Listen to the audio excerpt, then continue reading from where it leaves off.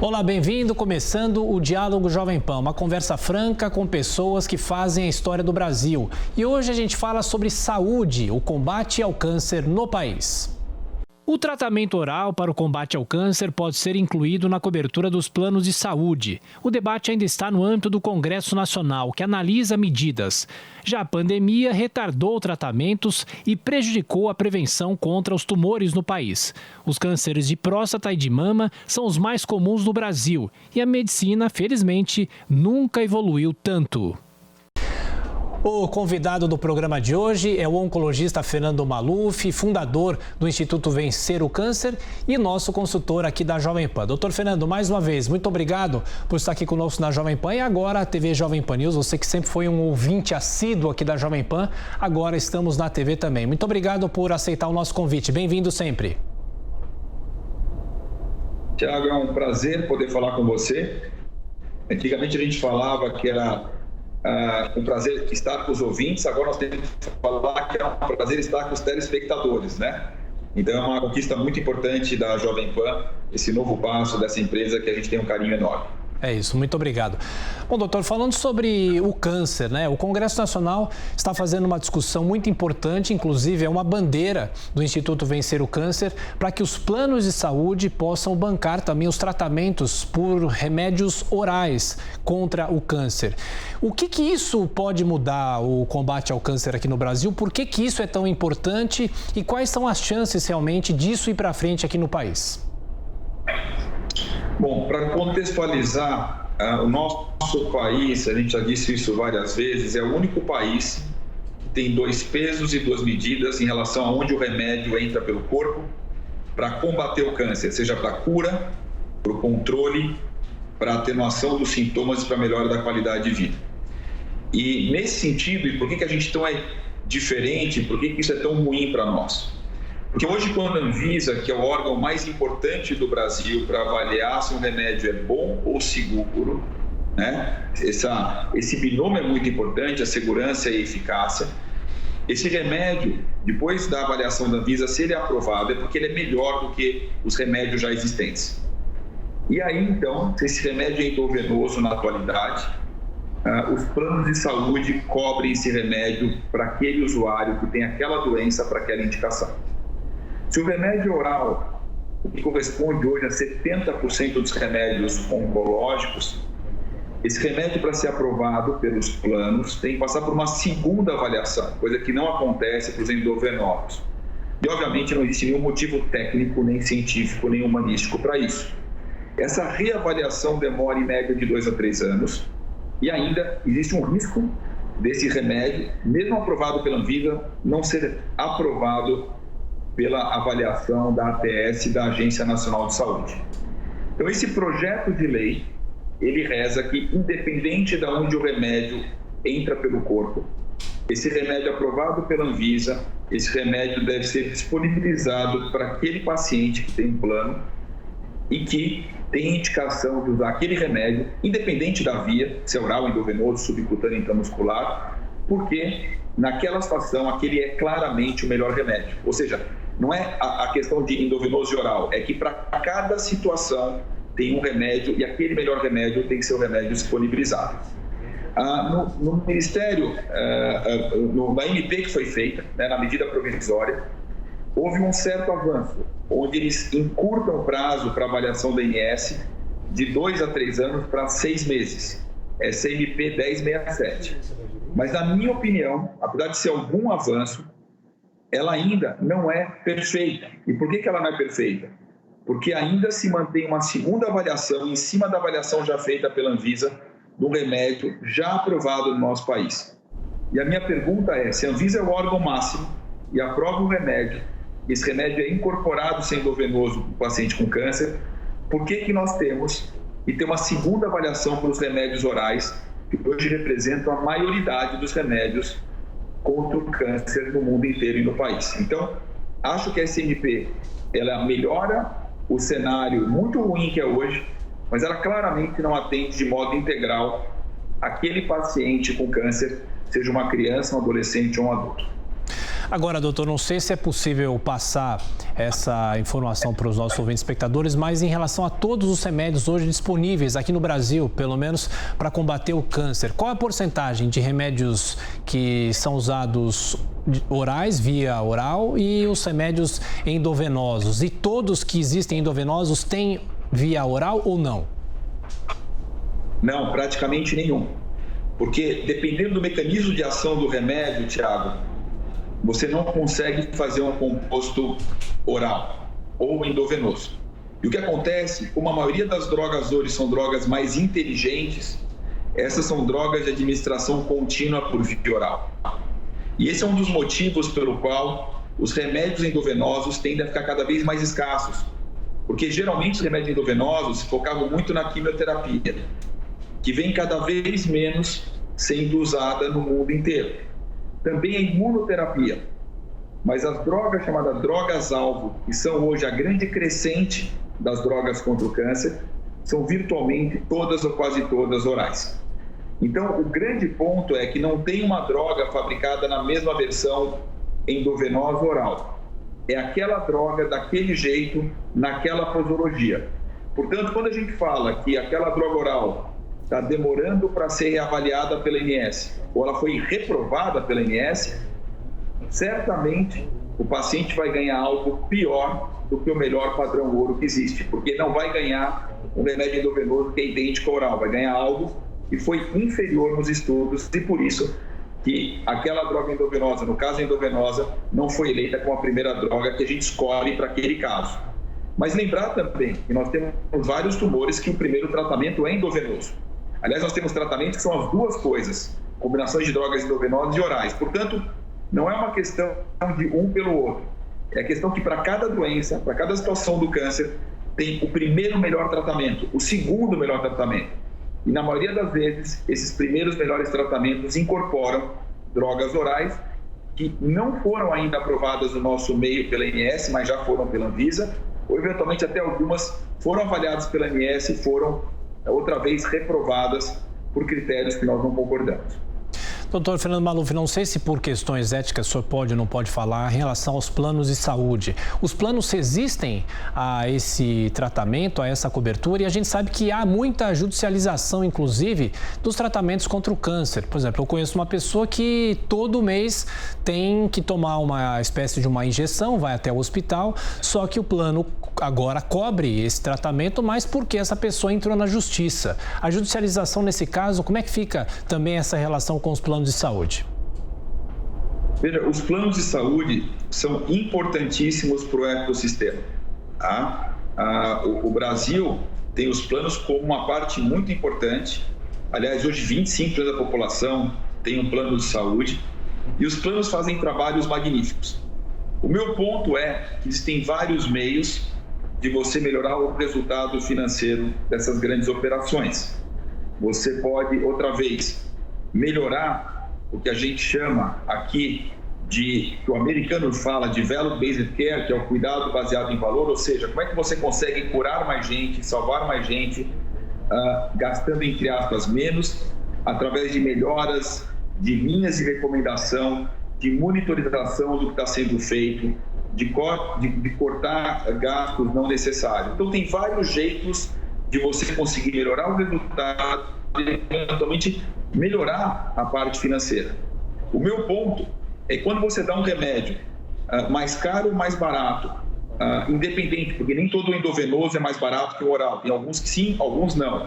Mas quando você dá um remédio pior para alguém, além de você perder vidas ou encurtar vidas, o que para mim como médico não é aceitável, você eventualmente, pagando algo pior, você pode no fim do curso do paciente, da jornada, encarecer. Porque talvez aquele remédio pior vai levar a maior chance de volta do câncer, maior chance de complicações, de internação, de uma série de coisas que não é relacionado só com o preço daquele remédio que eventualmente é mais barato, mas sim com a jornada do paciente. Isso é que nem você fazer uma viagem daqui para uma cidade do interior, comprar um pneu mais barato e numa viagem longa esse pneu fura mais vezes ou tem mais problemas do que um pneu mais caro. No fim do dia, aquela viagem sai muito mais cara, a despeito do valor daquele pneu inicialmente ter sido mais barato. Então, o que eu quero dizer é que não é o custo só unitário de um remédio que é importante, mas sim o impacto que ele causa na jornada do paciente. Além das vidas salvas, de menos complicações e, portanto, menos custo ao sistema. Eu pergunto, a indústria nacional produz quanto desses remédios orais ou muitos desses remédios precisam ser importados? A grande maioria dos remédios são produzidos fora do país, que é aquele período, Tiago, dos remédios enquanto a patente ainda não caiu. Mas vários dos remédios endovenosos e remédios orais já são produzidos por indústrias nacionais quando a patente já caiu. Então, quando o remédio é novo, né, e geralmente os remédios novos são desenvolvidos em países como Estados Unidos, Canadá e vários países europeus, esse remédio ainda não tem uma produção, eu digo, uma criação no Brasil. Depois de um período, né, onde essa patente cai, aí sim, várias indústrias produzem esse remédio. Então, são remédios que originalmente foram desenvolvidos fora do país, adentram o país por essas empresas farmacêuticas internacionais e depois de um tempo, empresas farmacêuticas nacionais passam a produzi-los naquela versão que a gente popularmente chama da versão dos genéricos, tá? Ou dos biosimilares. Então, outra vez, vários remédios orais hoje contra o câncer têm sim uma versão genérica de custo ainda mais barato do que a versão original. Aqui no Diálogo Jovem Pan estamos conversando com o oncologista Fernando Maluf, fundador do Instituto Vencer o Câncer. Doutor, durante a pandemia a gente se falou muito aqui na programação da Jovem Pan. O senhor sempre falou sobre as questões dos cuidados contra o câncer, só que muita gente deixou de fazer a prevenção em relação ao câncer. Por exemplo, próstata, que é o câncer mais comum nos homens. Muita gente não foi procurar consulta médica, não foi fazer exames e com a situação mais confortável da pandemia agora, os exames já estão sendo retomados, a própria preocupação das pessoas, as pessoas estão com mais coragem de ir até um hospital e fazer um exame. O que a pandemia mudou e agora do que esperamos que seja a reta final da pandemia? Muito bom, esse é um assunto muito importante. A pandemia ela não só ceifou mais de 600 mil vidas no país, mas ela teve efeitos, Tiago, muito importantes. E um deles, por causa do isolamento que era necessário, ainda mais no momento onde a vacinação não existia, é que as pessoas entraram em quarentena, inclusive para a sua saúde. Ou seja, elas não saíram de casa para fazer a sua rotina de exames, ou mesmo aquelas que tinham diagnóstico, por exemplo, de um câncer, deixaram muitas vezes de fazer um tratamento adequado para evitar de ir para um centro de saúde, para um hospital, para uma clínica. Por causa disso, quando a gente olha os números, né, nos Estados Unidos, por exemplo, no primeiro trimestre do ano passado, mais de 100 mil casos novos de câncer de próstata, câncer de intestino grosso, câncer de pulmão, de mama e de colo de útero, deixaram de ser diagnosticados. Por quê? Porque os exames de rastreamento, conhecidos também como exame de prevenção, eles deixaram de ser feitos. E a consequência disso, Tiago, é que o tumor, que deixou de ser diagnosticado de uma forma muito precoce e muito curável, com pouco tratamento e com baixo custo, esse tumor ficou dentro, né, daquela pessoa por 1 ou 2 anos se desenvolvendo. Então, o que a gente vê hoje é que as pessoas deixaram de fazer seus exames preventivos, por exemplo, toque retal e exame do PSA para o câncer de próstata, colonoscopia para retirar pólipos e avaliar um câncer de intestino precoce, tomografia de pulmão para avaliar um potencial câncer de pulmão em pacientes ou em homens e mulheres fumantes, mamografia e ultrassom de mama para diagnóstico precoce do câncer de mama, o Papa Nicolau, o exame ginecológico para diagnóstico precoce do câncer de colo de útero. Esses exames deixaram de ser feitos, outra vez, no meio da pandemia, ou caíram em até 90%. Então, o que acontece é que hoje eu vejo na Beneficência Portuguesa de São Paulo e no Hospital Israelita Albert Einstein, por exemplo, casos muito mais avançados e de muita mais frequência, por exemplo, de câncer de mama, próstata e colo de útero, do que eu via em 2019 e 2018. Por Por quê? Porque os tumores que não foram diagnosticados precocemente cresceram ao longo desses últimos 2 anos e os pacientes vieram procurar os médicos já com uma doença bem mais avançada. Então, quando a gente olha isso no mundo, a mortalidade de câncer no mundo inteiro, nesses últimos 2 anos, 20 e 21, comparado com 18 e 19, aumentou, dependendo do câncer e do país, em mais de 20 a 40%, porque o câncer não espera e, infelizmente, o câncer cresceu dentro de muita gente que, infelizmente, não sabia e deixou de fazer os exames preventivos. É isso. Doutor Maluf, a gente fala sobre as pessoas, né, durante a pandemia, mas eu pergunto, o senhor como médico, o senhor não é um médico da linha de frente do combate ao coronavírus, né? Não é um infectologista, mas claro que a sua rotina dentro de um hospital também mudou. O que mais que o senhor destacaria nesses quase 2 anos de pandemia? O que mais mudou na sua rotina em relação não só ao atendimento dos pacientes, mas na sua rotina como médico também? Veja, eu como oncologista, né, você conhece bem a minha rotina, eu na pandemia, a gente não parou em nenhum momento estar na frente do campo de batalha. Então, nós continuamos atendendo pacientes continuamente, de madrugada até a noite. A rotina em si, ela não foi muito diferente, além, obviamente, dos cuidados para tentar evitar qualquer tipo de aumento de transmissibilidade. Mas uma coisa muito importante que a pandemia nos trouxe, que era algo, Tiago, que a gente deveria ter dado muito mais valor no passado, foi a telemedicina. Então, hoje, várias consultas, e não é para todo caso, mas para vários casos, é possível ser feita por telemedicina, minimizando não só o risco de infecção de pacientes, mas também até mesmo facilitando a logística de gente que mora longe, que você consegue em 1 ou 2 consultas travar uma conduta terapêutica muito adequada, um acolhimento adequado e um resultado muito bom. Então a telemedicina hoje é algo que deveria ter sido oficializado no país há muitos anos atrás, como em vários lugares do mundo, e que veio numa necessidade por causa da pandemia e que, na minha opinião, é uma coisa que vem para ficar. Acho que uma outra coisa muito importante, que a gente sempre aprendeu, mas a gente aplicou agora, é cada vez mais a humanização do ser humano.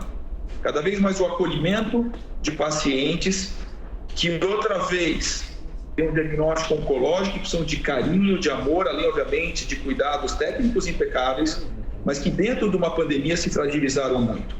Então, essa necessidade do acolhimento é algo que sempre foi muito vivo nos nossos serviços e nas pessoas com que a gente trabalha, mas que agora eu acho que é algo que tem que ser, outra vez, uma estrela para cada médico profissional de saúde ter quando vai receber um paciente oncológico.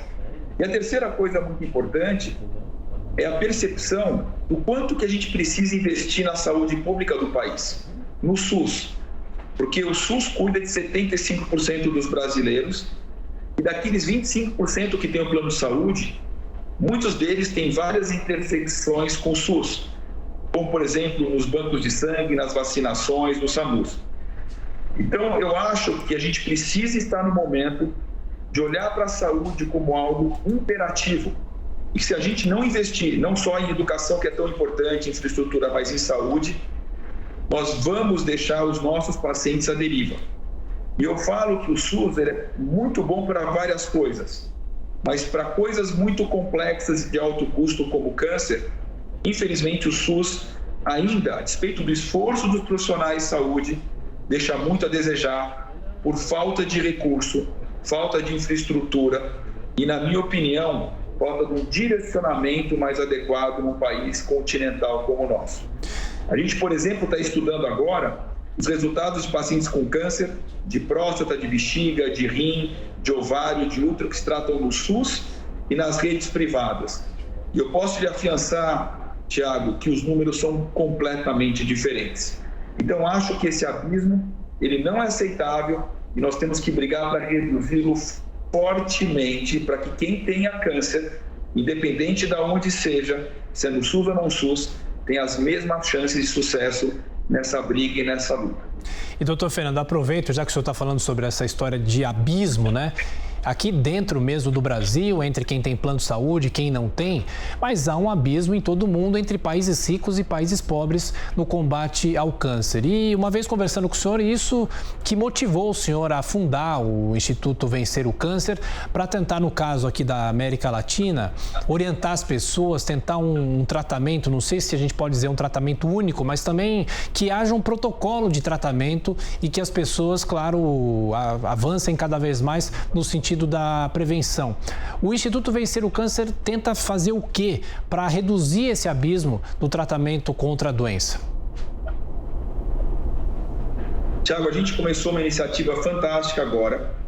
Nós conseguimos, através de doadores, um grande suporte financeiro para montar, por exemplo, centros de pesquisa de ponta nas regiões pobres do país.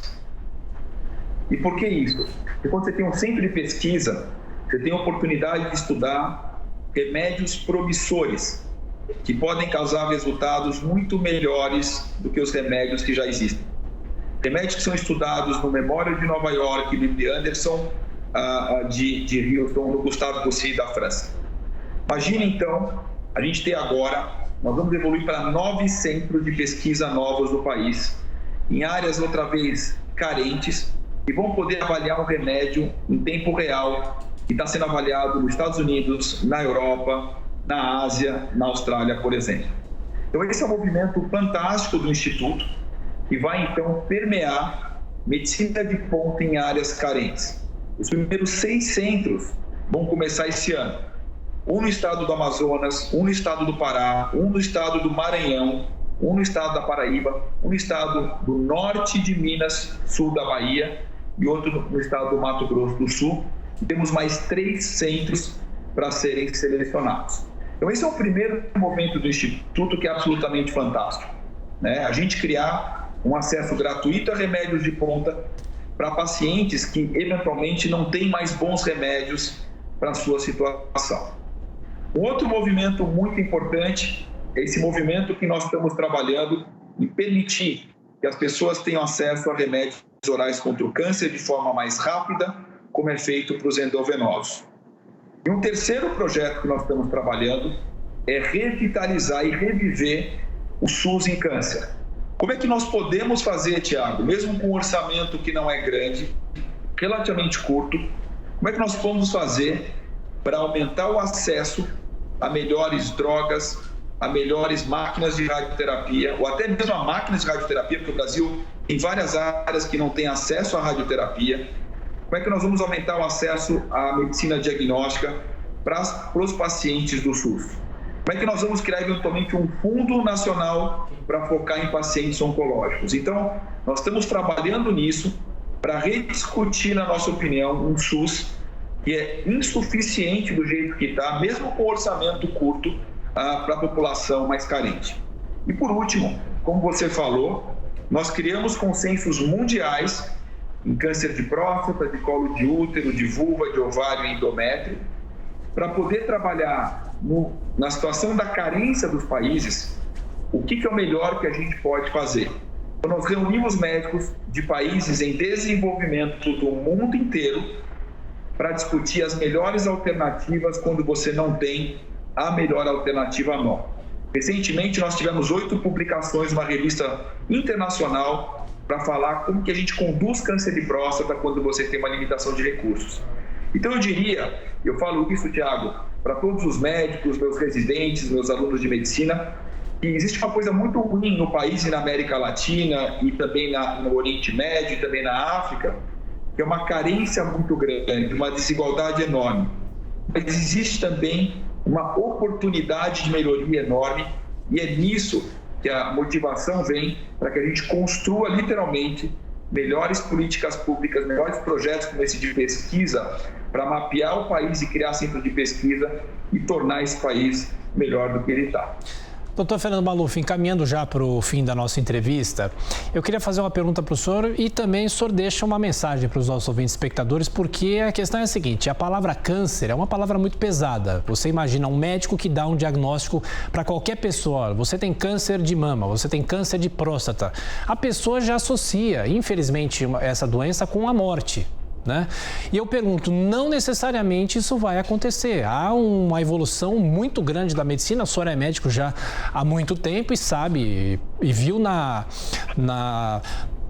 questão do dia a dia o que se evoluiu em relação ao combate ao câncer no Brasil. O que é possível falar para as pessoas, não só para a prevenção, mas quem também recebeu esse diagnóstico e as chances de cura? Claro que cada tipo de câncer tem uma estimativa, uma perspectiva, mas no geral, o que é possível falar? A primeira mensagem é que o câncer ele é curável se diagnosticado precocemente para a grande maioria das pessoas. Próstata, 90 a 95% de chance de cura. Mama, 90 a 95%. Intestino, de 80 a 90%. Mesmo câncer de pulmão precoce, 70% de chance de cura. Portanto, o câncer diagnosticado precocemente, ele é uma doença muito curável. Você vai ver, todo mundo praticamente, não 100%, mas grande percentual de cura para as pessoas com pouco tratamento, pouco custo e poucos efeitos colaterais. A gente vem avançando para quem não teve a felicidade de diagnóstico precoce.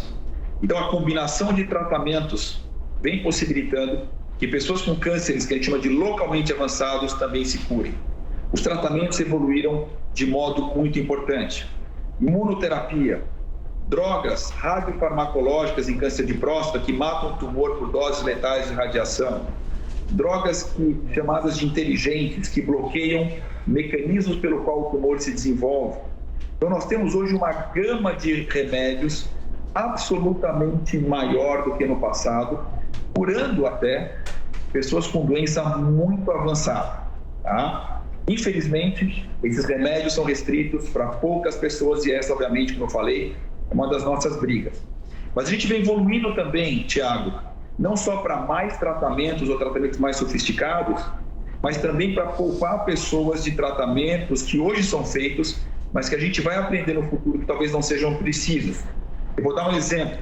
Nós temos hoje testes que estão sendo desenvolvidos para quem tem um câncer que foi operado e que a gente faz tratamento preventivo para o câncer nunca mais voltar, e que esses testes vão possibilitar diagnosticar alguma célula circulante no corpo para a gente só tratar preventivamente quem realmente tem alguma coisa microscópica e poupar milhares e milhares de pessoas de tratamentos que a gente faz hoje, que a gente não sabe quem se curou ou não, mas evitar que o teste se indigne de evitar tratamentos desnecessários.